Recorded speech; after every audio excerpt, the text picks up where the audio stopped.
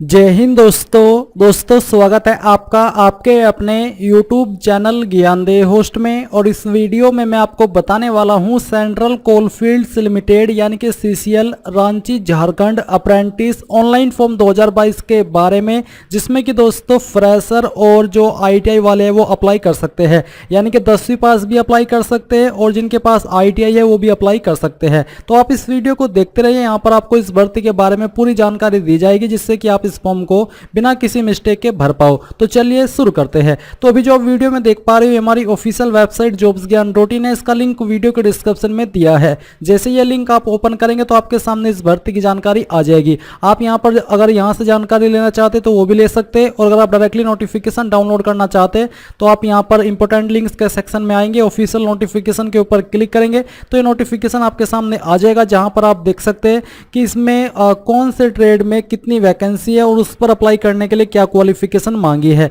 इसके अलावा monthly stipend आपको 7,000 रुपये पर मंथ दिया जाएगा। बात करें एज लिमिट की तो एज लिमिट आपकी 18 से 27 साल के बीच रखी गई है, जो कि 1/8/2022 तक काउंट की जाएगी। इसके अलावा गवर्नमेंट रूल्स के अकॉर्डिंग SC/ST कैंडिडेट को 5 साल की और OBC को 3 साल की छूट भी दी जाएगी।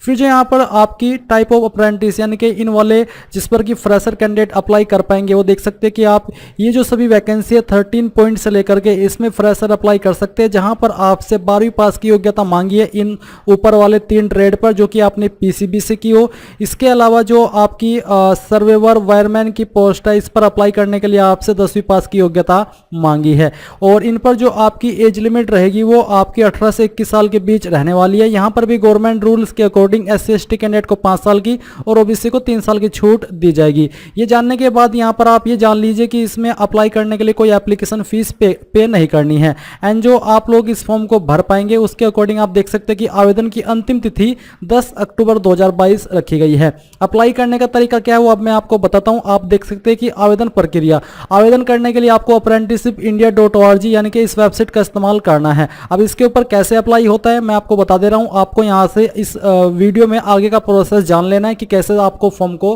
भरना है। तो ये जो आपकी अप्रेंटिसशिप इंडिया की वेबसाइट है, इसका लिंक मैंने यहाँ पर अप्लाई ऑनलाइन लिंक पर दिया है। जैसे आप इसके ऊपर क्लिक करेंगे तो आपके सामने ये कुछ इस तरह का इंटरफेस आ जाएगा। अगर आप इसमें पहले से रजिस्टर हो, आपने कोई भी फॉर्म भरा था या फिर आपने रजिस्ट्रेशन करके रखा है इस वेबसाइट के ऊपर, तो आप डायरेक्टली लॉगिन कर लेंगे। बट अगर आप फ्रेशर है तो आपको यहाँ पर पहले रजिस्ट्रेशन करना होगा। कैसे वो आप यहाँ पर जान लीजिए। रजिस्टर के ऊपर क्लिक करके कैंडिडेट को सिलेक्ट करना है।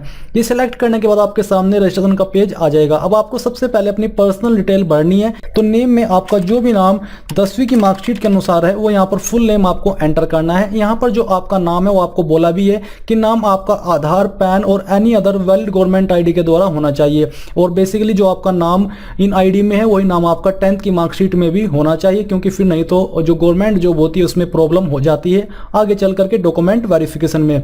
फिर आता है फादर, मदर, स्पाउस नेम। आपको इनमें से जो भी नाम देना है वो यहाँ पर आपको भर देना है। और भरने के बाद आपको रिलेशनशिप के ऊपर क्लिक करके ये चूज करना है कि आपने इनमें से कौन सा नाम दिया है। मैं यहाँ से फादर सेलेक्ट कर लेता हूँ। फिर दोस्तों यहाँ पर आपको अपनी DOB सेलेक्ट करनी है। पहले यहाँ से जो भी आपका ईयर है वो ईयर यहाँ से आपको इस प्रकार से चूज कर लेना है, आपकी ID के अकॉर्डिंग या फिर अपनी मार्कशीट के अकॉर्डिंग। फिर यहाँ से मंथ और इसके बाद यहाँ से आपका जो भी डे है वो आपको चूज कर लेना है। जेंडर आपका जो भी है यहाँ से आपको सिलेक्ट करना है। इसके बाद आपको अपना मोबाइल नंबर एंटर करना है और ये नंबर आपका वैलिड होना चाहिए। अगर आप इस नंबर के अलावा कोई और नंबर भी देना चाहते हो तो आप अल्टरनेट मोबाइल नंबर के अंदर दे सकते हैं, नहीं तो आप इसको खाली छोड़ दीजिए। फिर दोस्तों यहाँ पर आपको अपनी ईमेल ID एंटर करनी है और फिर इस ईमेल ID को आपको दोबारा से डाल करके यहाँ पर कंफर्म करना है। इसके बाद दोस्तों आता है पासवर्ड। अब यहाँ पर आपको एक पासवर्ड डालना है और ये जो आपका पासवर्ड है ये ऐसा होना चाहिए जिसमें कि इंग्लिश का बड़ा अक्षर, छोटा अक्षर, स्पेशल कैरेक्टर और डिजिट होना चाहिए। जैसे कि मेरा नाम है अमजद तो मैं A कैपिटल करूंगा और बाद में MZAD स्मॉल में और फिर स्पेशल कैरेक्टर में मैं @ का इस्तेमाल करूंगा और उसके बाद कोई भी डिजिट 2 3 4 ये एंटर करूंगा तो वो पासवर्ड बन जाएगा। फिर आपको इस पासवर्ड को दोबारा से डाल करके कंफर्म करना है और कंफर्म करने के बाद जितनी भी जानकारी आपने यहाँ पर भरी है इन सभी को अच्छे से चेक करना है, क्योंकि आप इन जानकारी को बाद में एडिट नहीं कर सकते। तो आपको श्योर होकर के यहाँ पर टिक करना है और टिक करने के बाद आपको सबमिट के ऊपर क्लिक करना है। सबमिट के ऊपर क्लिक करने के बाद यहाँ पर आप देखोगे रजिस्टर्ड सक्सेसफुली और आपको बोला कि please check your email for activation, यानी कि आपको एक्टिवेशन करना होगा और साथ ही आपको यहाँ पर आपका रजिस्ट्रेशन नंबर भी दे दिया गया, आपको उसको कॉपी कर लेना है। अब आपको अपनी ईमेल आईडी ओपन करनी है जो कि आपने यहाँ पर फिलअप की थी। फिर आपको यहाँ पर आपको ईमेल देखने को मिल जाएगी अप्रेंटिसशिप इंडिया की तरफ से, आपको इसको ओपन करना है। ओपन करने के बाद यहाँ पर दोस्तों आपको रजिस्ट्रेशन नंबर भी दिया है और साथ ही एक्टिवेट का लिंक दिया है, आपको इसके ऊपर क्लिक करना है। इसके ऊपर क्लिक करने के बाद यहाँ पर आपके सामने कुछ इस तरह का इंटरफेस आ जाएगा, जहां पर दोस्तों आपको बोले कि यूजर एक्टिवेटेड सक्सेसफुली, यानी कि आप एक्टिवेट हो चुके हो। अब जो आपकी ईमेल आईडी है वो यहाँ पर आपको एंटर करनी है और जो पासवर्ड अभी आपने सिलेक्ट किया था वो पासवर्ड यहाँ पर आपको डालना है और डालने के बाद यहाँ पर आपको इसके ऊपर टिक करना है और टिक करने के बाद आपको लॉगिन के ऊपर क्लिक करना है। लॉगिन के ऊपर क्लिक करने के बाद आप यहाँ पर लॉगिन हो जाओगे। अब आपको क्या करना है, आपको कंप्लीट योर प्रोफाइल के ऊपर क्लिक करना है।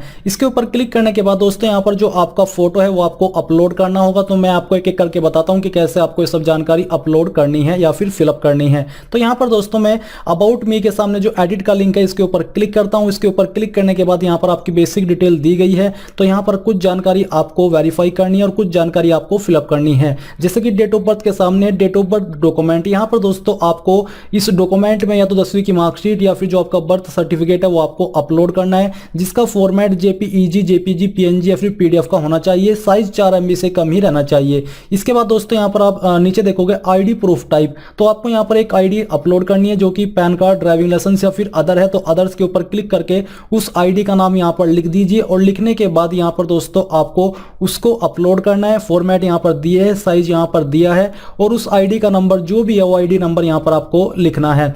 लिखने के बाद स्टेट ऑफ डोमिसाइल, आप किस स्टेट से है आपका वही स्टेट यहाँ से चूज कर लीजिए। इसको चूज करने के बाद आपको सपोर्टिंग डॉक्यूमेंट यानी कि यहाँ पर जो आपकी डोमिसाइल सर्टिफिकेट है वो यहाँ पर आपको अपलोड कर देना है। अगर अभी आपके पास नहीं है तो आप इसको बाद में भी अपलोड कर सकते हैं।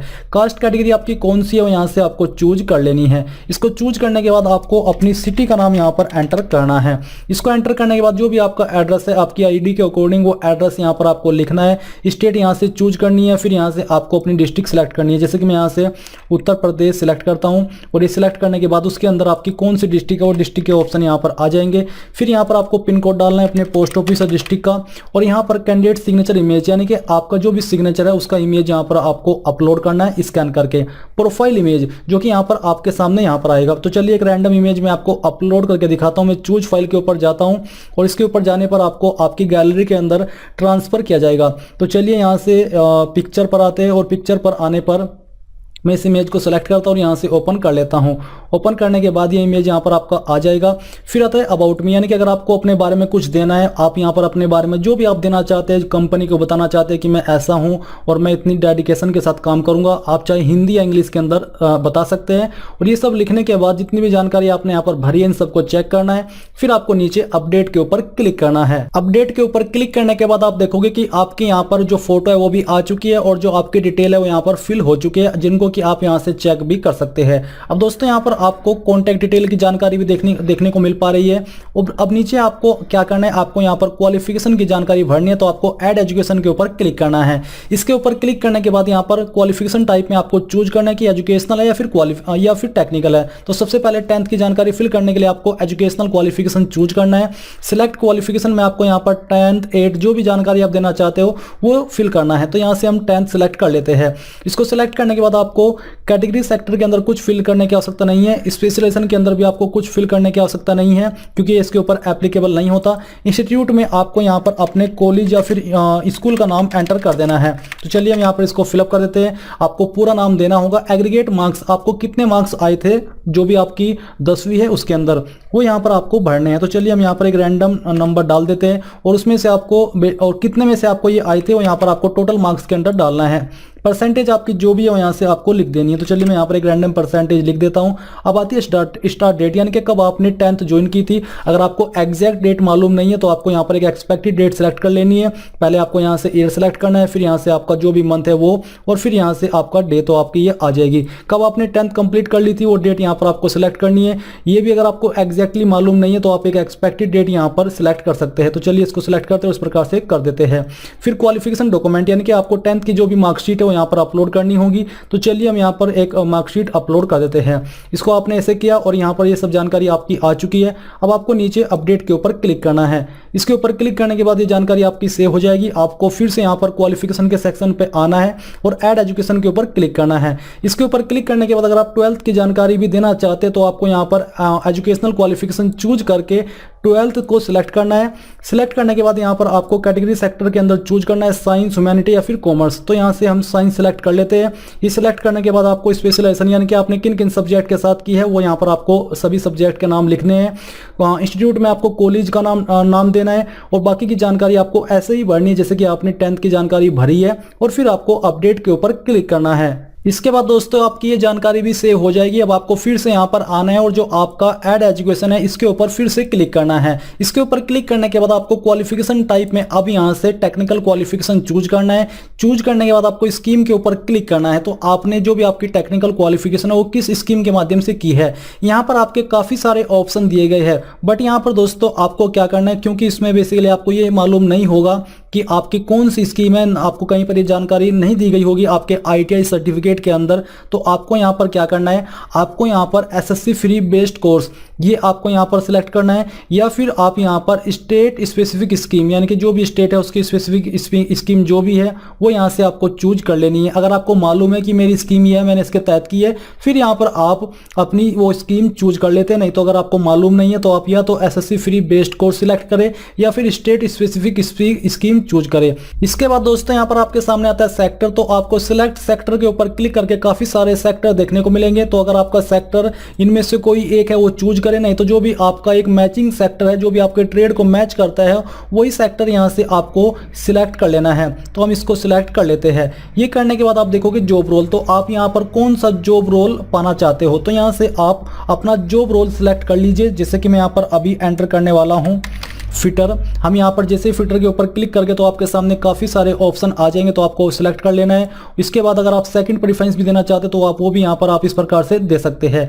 ये करने के बाद आपको नीचे देखने को मिलेगा स्पेशलाइजेशन। तो आपकी कौन सी स्पेशलाइजेशन है वही आपको यहाँ पर सिलेक्ट करनी है। तो बेसिकली मैं यहाँ पर फिटर ट्रेड को सिलेक्ट कर रहा हूँ क्योंकि मैं फिटर से ITI किया हूँ। इस प्रकार से जानकारी मैं फिल कर रहा हूँ। अब आता है इंस्टीट्यूट, यानी कि आपने किस इंस्टीट्यूट से अपनी ITI की है, आपको उसका नाम यहाँ पर देना है। मैं शॉर्ट फॉर्म में लिख रहा हूँ जिससे कि वक्त बचे, बट आपको अपनी इंस्टीट्यूट का पूरा नाम यहां पर लिखना है। एग्रीगेट मार्क्स आपको कितने नंबर आए थे वो यहां पर आपको एंटर करना है और फिर इसके बाद आपको यहां पर टोटल मार्क्स एंटर करने हैं। जो भी आपके मार्क्स है और परसेंटेज यहां पर आपको डाल देनी है। मैं यहां पर एक रैंडम परसेंटेज ही फिलअप कर रहा हूं। ये फिल करने के बाद आपको स्टार्ट डेट यहां पर सेम तरीके से सिलेक्ट करनी है कि आपने किस ईयर के अंदर अपनी जो ITI है वो कंप्लीट की थी, स्टार्ट की थी। वो यहां पर आपको चूज करना है, पहले ईयर, फिर यहां से मंथ और फिर यहां से डे। फिर दोस्तों आपको वो डेट सिलेक्ट करनी है कब आपने अपनी ITI कंप्लीट कर ली थी। तो चलिए हम यहाँ से इसको सिलेक्ट करते हैं और ये ईयर सिलेक्ट करते हैं और यहाँ से डे तो आपकी ये आ जाएगी। सेम तरीके से आपको चूज फाइल के ऊपर क्लिक करके जो भी आपका डॉक्यूमेंट है फाइनल ईयर की मार्कशीट का वो यहाँ पर आपको अपलोड करना है, या फिर आप सभी सेमेस्टर की जो मार्कशीट है उनको एक इमेज में बना करके PDF में बना करके जिसमें कि सभी सेमेस्टर की मार्कशीट आ जाए वो आपको यहाँ पर अपलोड कर देनी है। फिर दोस्तों यहाँ पर आपको इन सभी जानकारी को चेक करना है और अपडेट के ऊपर क्लिक करना है। अभी यहाँ पर आपको क्या करना है, आपको अप्रेंटिसशिप अपॉर्चुनिटीज इसके ऊपर क्लिक करना है। इसके ऊपर क्लिक करने के बाद आपके सामने कुछ ऐसा इंटरफेस आ जाएगा। अभी यहाँ पर आपको लेफ्ट साइड में सर्च बाय एस्टेब्लिशमेंट नेम के अंदर क्या सर्च करना है, सेंट्रल कोलफील्ड्स लिमिटेड। जैसे कि मैं यहाँ पर इसको लिखता हूँ, जो सेकंड वाला है आप इसके ऊपर क्लिक करेंगे। इसके ऊपर क्लिक करने के बाद में यहाँ पर आपके सामने वैकेंसीज आ जाएगी। आप देख सकते हैं कि आपकी यहाँ पर पोस्टेड डेट 7 सितंबर 2022 है। तो आप जिस भी ट्रेड पर अप्लाई करना चाहते हैं आप उसी ट्रेड के सामने जो अप्लाई का लिंक है उसके ऊपर क्लिक करेंगे। जैसे कि मैं यहाँ पर अप्लाई पर क्लिक करता हूँ, फिर यहाँ पर आप लोग एनी लोकेशन में ये सिलेक्ट कर लेंगे जो भी आपके सामने है और फिर ओके करेंगे। ओके करने के बाद आप देखेंगे अप्लाइड सक्सेसफुली। इसके बाद यहाँ पर दोस्तों आपके जो डैशबोर्ड है उसके ऊपर आएंगे। मैं आपको यहाँ पर क्लिक करके डैशबोर्ड पर लेकर के चलता हूँ। डैशबोर्ड में आने के बाद आप एप्लीकेशन के ऊपर क्लिक करेंगे। फिर आप देख सकते हैं कि आपने रिसेंटली किस पर अप्लाई किया है। अभी स्टेटस पेंडिंग है, कुछ टाइम के बाद वेरीफाई हो जाएगा और फिर अगर आप शॉर्टलिस्ट होते हैं तो आपको ईमेल और मैसेज के माध्यम से बता दिया जाएगा कि आप इसमें शॉर्टलिस्ट हुए हैं या फिर नहीं हुए हैं। तो इस प्रकार से आप लोग CCL Ranchi Jharkhand apprentice online form 2022 को भर पाएंगे। आई होप ये जानकारी आपको पसंद आई होगी। So thanks for watching. जय हिंद।